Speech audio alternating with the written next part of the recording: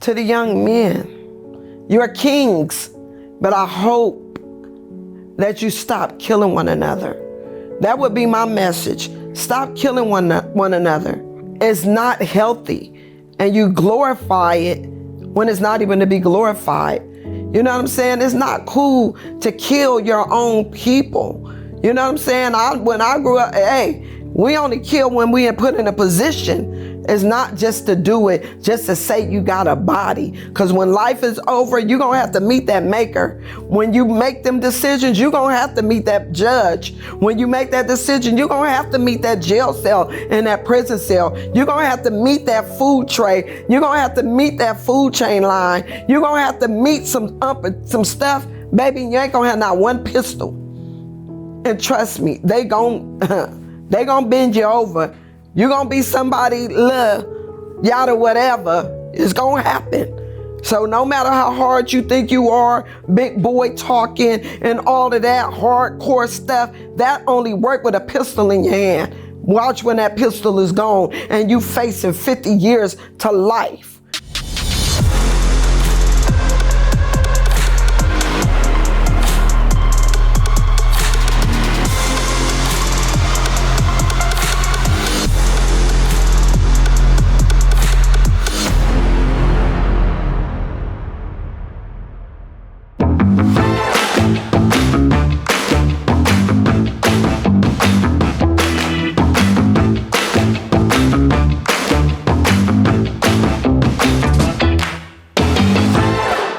We got Michelle Irving, a.k.a. Shellion, the godmother of Watts, the Dub City Queen. Thank you so much for coming in, Shellion.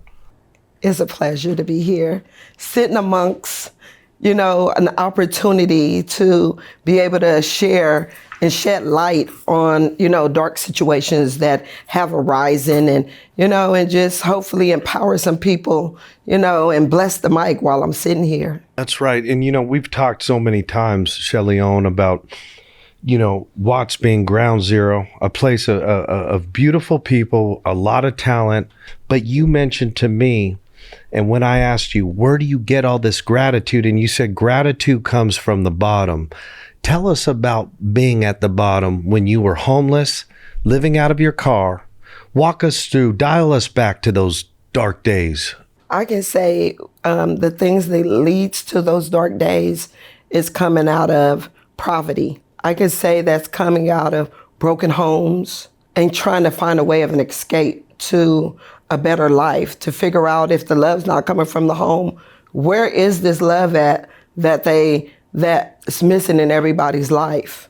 And so in those dark moments, you don't have, I tell people all the time, a lot of people had opportunities to dream. And in those dark moments is no dream and is no, I wish I could be a lawyer or a doctor or a nurse. It was like, where do I go from here? How do a 12 and 13-year-old child survive in such a dark place? Did you hate God at that moment? Did you find yourself going, God, why'd you put me in this circumstance? I can honestly say I didn't hate him, but I did question him. I questioned him, why did you allow me to be born to have to go through this? Because I knew what I was going through wasn't normal. So it had to have been because my grandmother raised me in the church, so I knew he was the anchor of the person that I can go to give me the answers to those questions. And Shellion, a lot of people outside looking in often judge people that get involved in the drug trafficking business. They go, how can you sell drugs into the community? But you were trying to keep the lights on and keep the grocery bills going. When you started really getting in the dope game, and a lot of people, they jokingly call you the godmother of Watts because of how heavy you were in the dope game. Can you tell us how you got the connect into that business? I can honestly say the connections came from just having a level of respect of people that seen that you weren't afraid to get out there and grind. If you was just the type of person that was looking for a handout, you weren't going to be considered somebody that someone could trust to really bring back the money. It was all about money, but and whoever was able to make that money, they were going to be put on different levels of life. And I was just fortunate to know how to get out there and never want to look back to what being broke felt like. So you have more of a eager and you have more of a thrive once you see the money coming to like keep wanting, you just have a hunger to keep getting it and you just don't sleep. It becomes your lifestyle. And you took your hustle up to the Bay Area, correct? Yeah, I did. Were you in Oakland or? I was in Seaside, California. Seaside, California. Monterey Peninsula. Right. And you told me it was cracking out there. Yeah, it was a little town with a whole bunch going on. You were moving kilos, big weight, but you still like to touch the streets and be in the trenches. Why do you think that is? Because I came across a lot of people that were struggling like myself. And so I never wanted to exalt myself with people that were pushing kilos because they forgot about the smaller people. So I never wanted to forget about people that were a reflection on my growth. So I always loved to be in the trenches because I was able to help people put food on their table. So after you were hustling up in the Bay, and again, guys, I want you to understand, you weren't just selling nickel bags, you were selling birds and some serious powders up there, but you ended up doing a 2-year prison bid, right? I did. The 2-year prison bid just came to a point in my life to where I had been in and out of the county jail so long. So, you know, the 4-year joint suspension eventually led to me going to prison for 2 years, you know. And it really, what they say, outsmart the popo. You know, when they was doing indictments and everybody was on the edge, the indictments coming out, everybody trying to figure out whose name was on the indictment. I always had my bail bondsmen on lock. I always paid them ahead of time and had great relationships with the bail bondmen. So I was always able to call, hey, am I on that indictment? Like, no, you're not on there. So, you know, I would say to outsmart the popo. Go ahead. No, the rumor has it when you were in prison that you were the big shot caller inside. I can say when I was in prison, I didn't want that title. You know what I mean? I never moved off titles, always moved off of respect. You know, so titles wasn't something that I was found on. I had more of the big shot caller on the streets. Prison was my reality to get away from everything I didn't want to deal with once I walked out those doors. I had a lot of respect by a lot of big time people that was out there in the game that a lot of dudes would never have gotten the type of love and respect from the type of guys I came across. That kind of overspills into Watts, where you're able to walk through the Grape Street neighborhood just as you can walk through PJ's, right? Yeah. And you're highly respected in the city of Watts, and you're known as kind of the super glue of that area. Can you speak on your push and what's on your heart for the city of Watts? The city of Watts, I can say, became my family. You know, when I've come from Seaside, you know, at a very young age, and people always try to figure out, is she from Grape? Is she from PJ's? Where is she from? You know, I just had the opportunity to have both a best worlds. When I say that, you know, coming from out of being homeless, my aunt lived in Watts, and I ended up living with her, and I ended up running with the best of them, the gangsters, the killers, and the drug dealers, the ones that kept the projects on lock. They became my protector. So the protection of it and the street codes of it is what I learned during my, you know, PJ Watts days. You know, I learned how to keep my mouth closed. You know, I learned the street codes at the age of 16, you know, and moving forward, going across the tracks to the parties that they gave in the Grape Streets, because it wasn't so much of a division the way that it is now. So people was always able to go across the tracks and do what they wanted to do, especially females. And that's when I found myself on the opposite side of the tracks. And now that kind of connection you have to both sides of the tracks has put you in a very unique position as not only a community activist, but a conflict resolver. I can honestly say being able to go into both developments, take a person that has no fear, and take a person that has no boundaries, and take a person that is not in the middle of going back from one hood and having something bad to say about the other hood.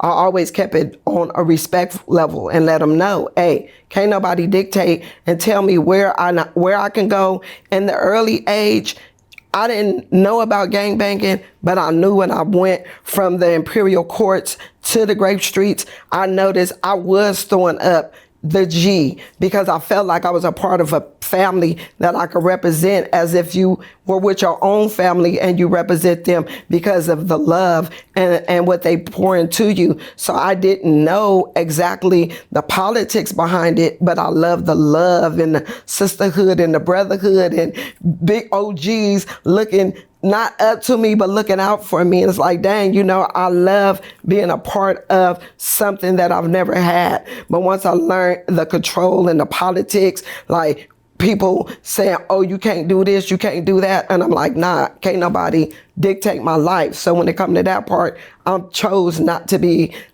identified as a gang member, and I carried my own weight in who I was, and I stood 10 toes for what I believed in. So nobody could never dictate and tell me where I can go, what I can do, because it becomes politics and people feel like they own you and control you once you get to a point where you're representing a hood. So I represent Watts in a whole. The whole thing.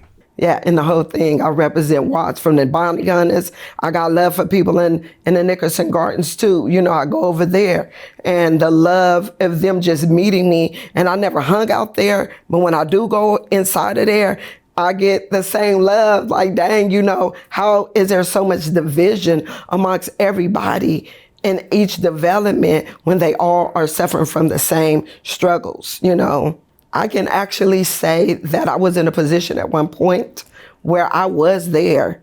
But when you have other individuals that is working against the solutions and they're part of the problem, then it brings everything back into a bad place, because gentrification is a lot of people that's starving. There's a lot of people that's looking for a way out. And when you really look at the drug epidemic back in those days, a lot of people didn't care about the lives and the values of others. So they didn't care about going into homes and taking money out of the kids' mouth, whooping on the daddies because they didn't pay them their money, when on the 1st and the 15th, mamas then got in such a debt. They trying to pick and choose who they gonna pay. And the ones that didn't get paid, sadly, they end up beating them up pretty bad. And so, those are the type of things that, I grew up watching, and seeing how the younger generation has kind of had a lot of hatred in their hearts.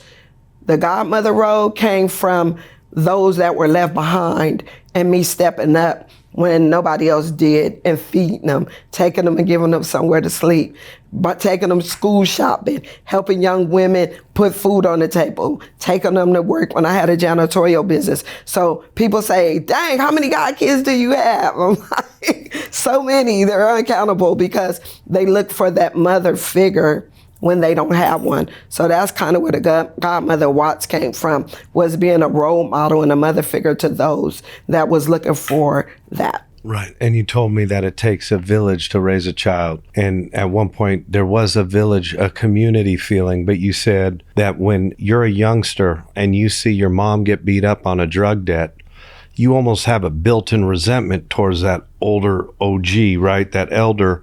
So as the young kid comes online, there's that respect for the OG goes away. Is that did I properly articulate that? I could say they say, where did all this hate come from? From certain generations of kids. And I can tell them we were a part of the problem, so we got to be a part of the solution. We were the ones selling dope to their mamas. We was the ones, making it to where the mamas didn't have enough money to buy their kids school clothes, to make sure they didn't have food on the table because you was too busy putting food on your table. So that generation kind of grew up hungry, mad, didn't know who to be mad at or why they were, but they did see their mom struggling to pay a dope deal.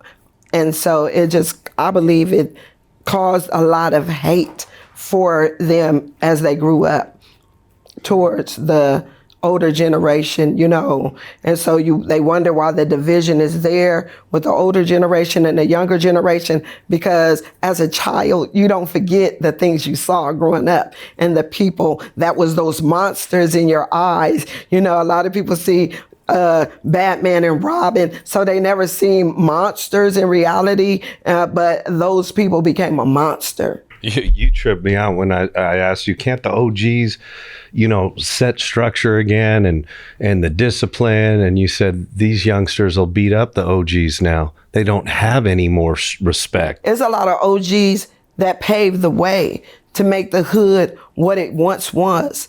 Now you got the younger generation that say, hey, you had your time. It's our time. What worked for y'all back then ain't working for us right now. So you can't come tell us nothing. You can't dictate to us. And so I spoke with some of them and I'm like, dang, where's the discord with y'all? And they said, you know what, to keep it 100, they was like, when we were growing up, none of them said, hey, I see you struggling. Let me take you to school. Let me take you school shopping. Let me take you to get you something to eat, young man. Let me make sure you're safe. They never done that. Or he said all they taught us was hate. Hate this hood, hate this. They never spoke life and say, oh, you could be a football player. You could be a basketball player. You could be a lawyer. You could be a judge. They never taught us that. All they taught us was hate. So now that we're growing up and we're learning for ourselves, now they can't tell us what they used to tell us to control us. So when you're talking about OGs, you got to understand a lot of them, if you go into the hoods, a lot of them still trying to be dope dealers. A lot of them is hanging out drinking. A lot of them, and the ones that made it out, they not coming back and saying, let me show you how to get out of it. They like, hey, you gonna have to figure it out like I had to. You know what I'm saying? So they like, dang, you don't forget where you come from, but you don't come back to help those to overcome those obstacles. So the level of respect and there's no love in them. And because when you look at it, if you're not telling them, hey, go over here and put in some work, go over here and do this. If you're not sending them on a mission, they don't understand no other language. So that's the only way most of them can relate to him. Like, yeah, when I was in the trenches, I was going this, I was laying shit, down. So they can relate to that. Now you're talking my language, but you come talking the language of something. And that's why I tell majority of them, how in the heck can you could say, I'm doing this, but what you're doing ain't working for you. How you gonna tell a youngster to come do something that ain't working for you? You in the same predicament as them. You ain't got no car.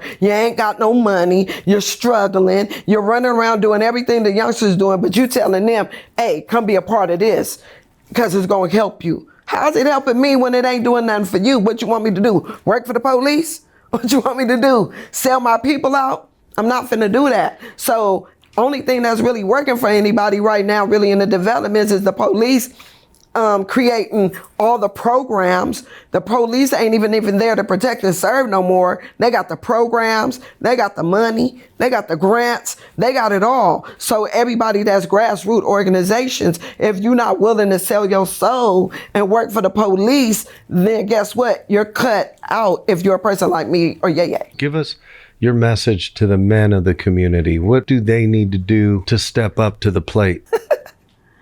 Stop running around, having sex with the young girls. Start being more of a father figure to them, not a trick, not looking at them and preying on them, on their vulnerability. I would say to the men, it's time to put your balls back on. Stand for something so you stop falling from anything.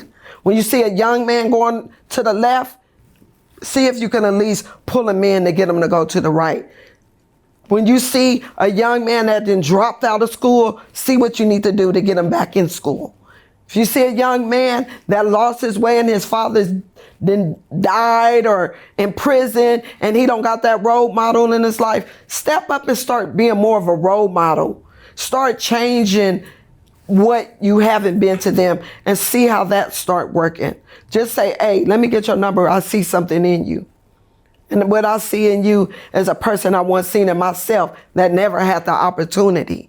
You know what I'm saying? I want to see you operate in those opportunities that we took for granted.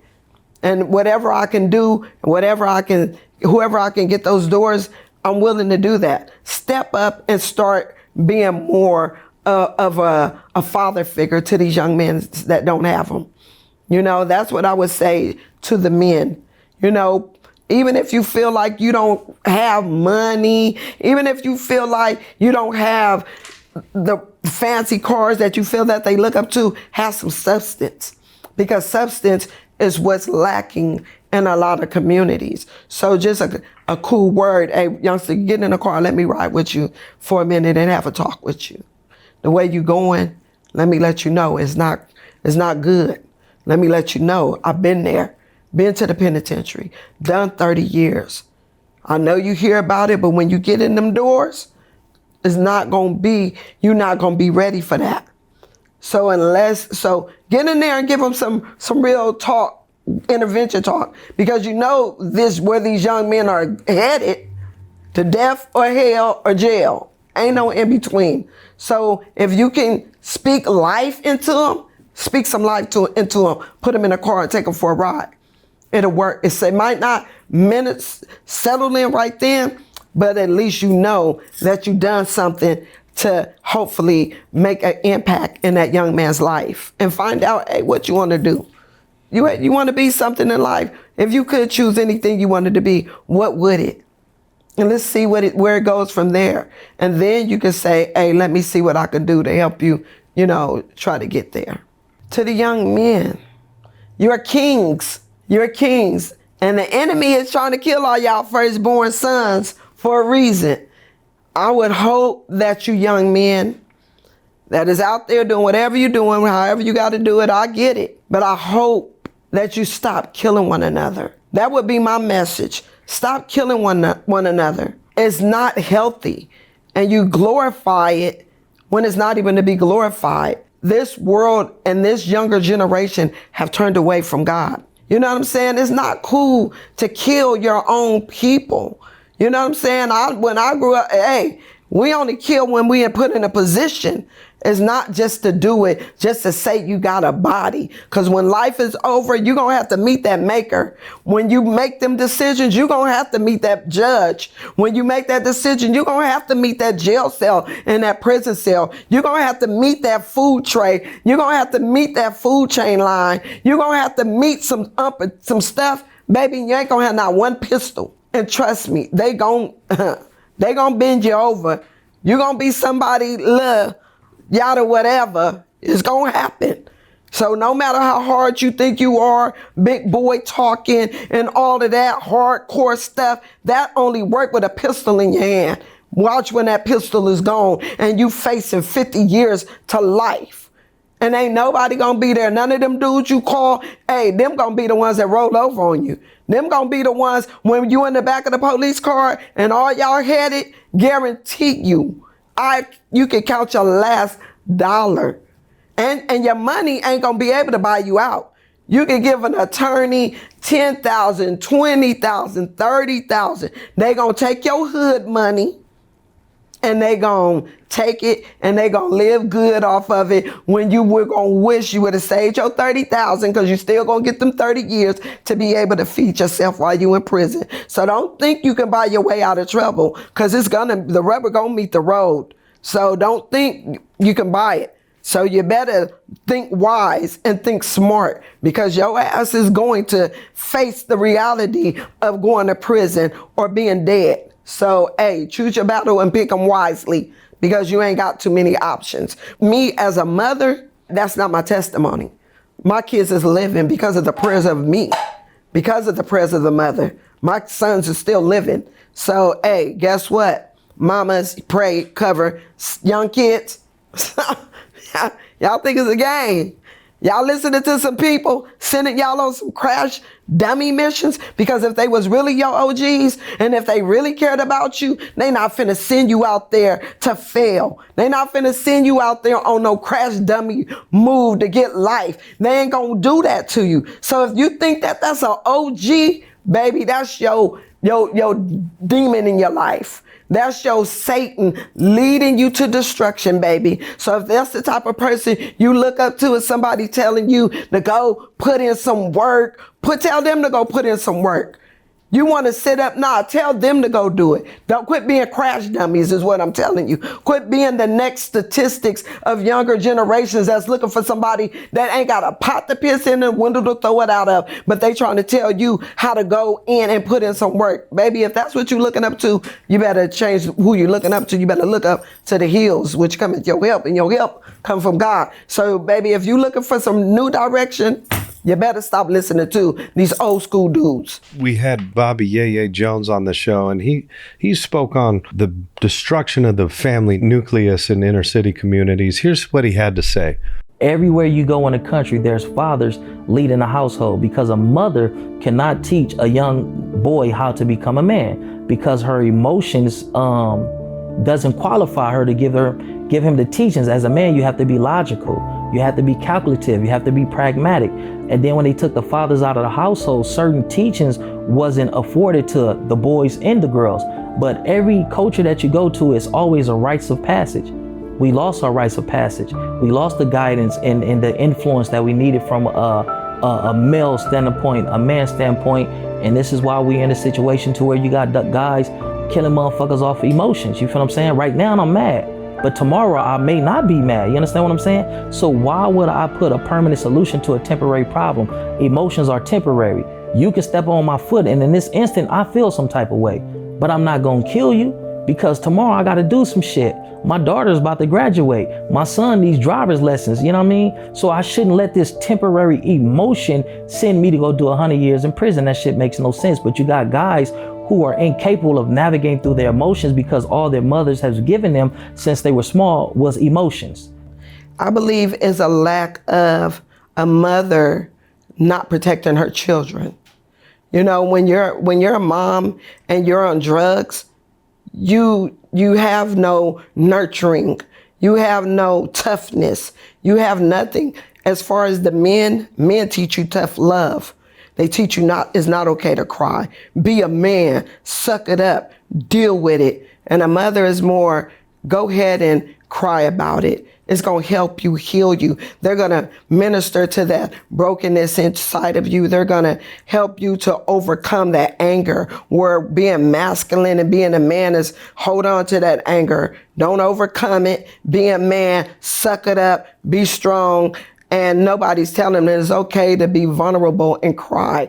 And so I believe that if there was more mothers that really was strong enough, because I raised 2 boys and 4 girls. I didn't mind whooping them. I didn't mind nurturing them. I didn't mind when boys came and was bullying my son. Hey, check this out. I don't know what type of power trip you on, but my son is younger than you and you ain't finna do that.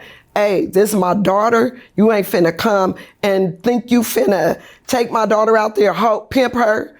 Cause I was pulling knives on them. I was taking my car, driving them up against the wall. You think I'm playing about mine? I'm not. So if you're ready to go up against a bear, you better be prepared. Cause these right here, I'm protected over. So I believe if mamas, even though the men, because when you really look at it, when Adam pulled from his bone, God made woman M-A-N. They made women M-E-N. They made male and female F-A-M-L-E. So you can't take away from the courageous part that God knew, that role that we could play regardless, because God knew eventually men were going to be wrongfully dragged into prison, because that's history. So as a woman, you take on that bone that was pulled from Adam and you still stand up 10 toes down for your kids. So I believe it's not about being a single parent. It's about how you navigate from being a single parent. So you can't even tell a mother that is on drugs that she's not a nurturer at that time. She's an addict. So now you're dealing with a person that's not getting nurtured or getting the masculine, because now either the mama's getting high or the mama and the daddy getting high, and the father's either in prison. So I don't think that there's nothing wrong with being a single parent. I think there's something wrong with being a single parent and not knowing how to take control over your children. Shellion, you know, your story is a story of survival. It's a story of absolute struggle, victory, redemption, a turnaround story. We all know that the faith component was a major part of this story. Your heart for your community is kind of touching. It's overwhelming to see a woman like yourself with so much passion, so much gratitude in your heart. Tell us a few people that you'd like to show appreciation to that have been part of your struggle. My children, my exes, because they was a part of history, the prison system. As bad as it is, I really appreciate the judge that sent me. I appreciate life lessons. I appreciate struggle. I appreciate it all. I appreciate those that could have been there for me that wasn't.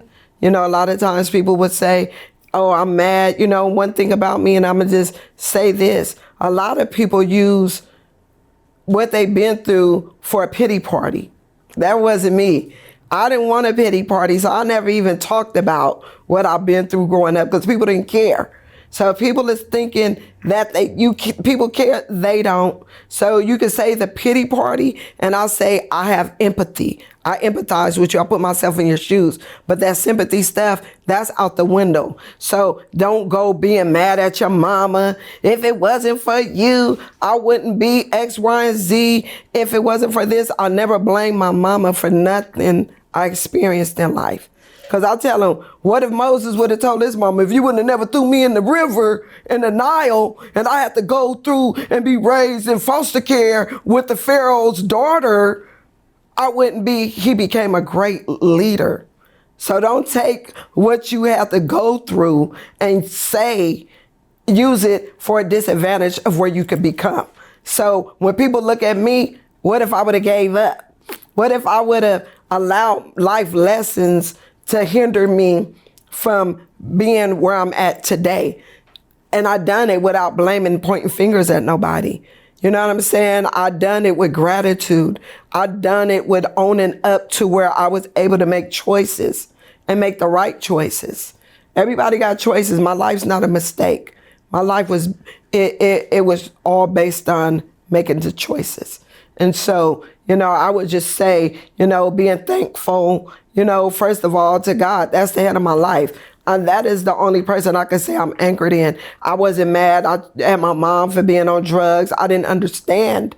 But that life and this journey that I've traveled, I wouldn't trade it in for the world. For the world. I could tell you that. I'm thankful for you and this podcast. Definitely that gives us an avenue and a foundation to be able to, you know, shed light on certain situations. Even though I have my own podcast, I have my own talk show, the Shellion show, and I could easily, you know what I'm saying, push the same message out there. But to be around like-minded people that have a heart is like, you know, I'm thankful for the show I went on yesterday. From nothing to something, shout out to P. Lockett and Maisha over there, because that show is just taken off, and it's such a great show that's aligned with what you talk about. It's aligned with uplifting, change, prosperity, and knowing that on the other side of pain and adversity is victory and success. And you're blessed and favored. Tell us about the t-shirts on your left here. Can you pull those shirts in the camera? I could. And let me give a shout out to my husband. You know, I give a shout out to my husband because he stands back and he allows me to be me. He allows me to come and to bless and to travel while he's at work, you know, and that is a big part of being able to do what we do. And just some of the painful things that I had to experience, burying my child's father when I was 7 months pregnant, and having to deal with those painful moments. So it's not just the icing on the ice cream and the struggles, it's painful moments that you have to endure throughout the process. Going to jail and breaking down because I never cried. I thought crying was a sign of weakness, so I never cried. But I would black out when I was pushed. So I'm here to say it's okay to cry. It's okay to be vulnerable, but it's not okay to use your story because people use it against you. But I had a lot of pain growing up in life, and those pains, what didn't kill me, made me stronger. So yeah, So I just want to give a shout out to my children, because my children have been my foundation to keep me from falling off. I want to give a shout out to the PJs. I want to give a shout out to Grape Street Watts. I want to give a shout out to my Seaside family. I want to give a shout out to my Sacramento family. I want to give a shout out to everybody that played a role in the development of who I was able to come encounter with. So they definitely, my brother, he's younger than me, but my brother was the masculine person in my life that was a father figure. Even though he was younger than I was, we fed off of each other. So I definitely have to, recognize the great attributes of individuals that help me along the way in my times of trouble. So with that being said, I am a great, a person that, I think outside the box. I was on my way to hell, but Jesus paid my bail. You want one of these shirts? Hit me up. Man, we're $20. $20, guys. $20 make you holler. Yeah.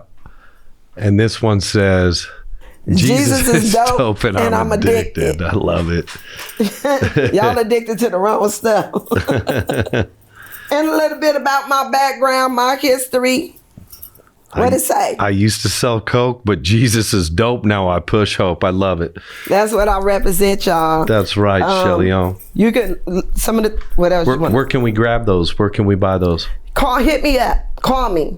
Hit you up? How can we get a hold of you? I'm an open book. 916-544-1083. You can find me. I ain't one of them type of people. Once I make it to the top, I'm going to be impossible to find. I'm going to be high and I'm going to have an entourage. I ain't going to move like that. I'm going to still be available and transparent with who I am. You know what I'm saying? You can find me on my Facebook, Michelle Irving. You can find me there too. You can find me on YouTube, as the Shellion podcast. You're doing a lot of media now. People can reach out to you for prayer, reach out to you for advice, help support the movement, buy some tees. They're great t-shirts. They're great conversation pieces. And let's push forward. Let's change the narrative. You're the person that could do it for your specific community, Shellion. And we need this kind of help right now. We really do. So we thank you for just being a soldier, the queen of Dub City, the godmother of Watts, holding everything down. And we just want to thank you so much, Shellion. It's been a pleasure. And it's likewise. And definitely look forward to coming back and blessing the mic once again and showering some new things that's in the making. And and just y'all know when y'all see me, y'all know I'm the truth. I talk this talk and I walk this walk, and y'all know the real. So y'all keep it real out there. You know what I'm saying? Because won't he do it? Yes, he will.